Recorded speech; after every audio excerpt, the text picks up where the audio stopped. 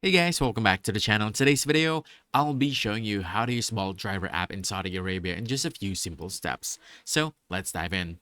First off, go ahead and make sure that you have downloaded Bolt app from the Play Store. Once done, go ahead and launch it. Then you want to be on the home page right over here and then choose change pickup.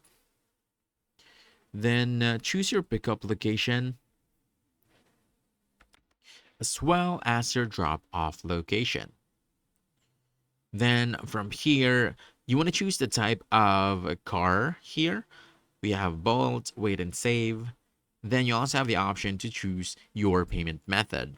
So right now it's set to cash, but you can click that and choose to add debit or credit card. Once done, just go ahead and select Bolt to confirm your order.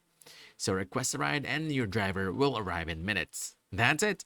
Now you know how to use Bolt Driver app in Saudi Arabia in just a few simple steps. So if you found this helpful, don't forget to hit that like button, subscribe for more quick guides, and I'll see you in the next one. Thanks.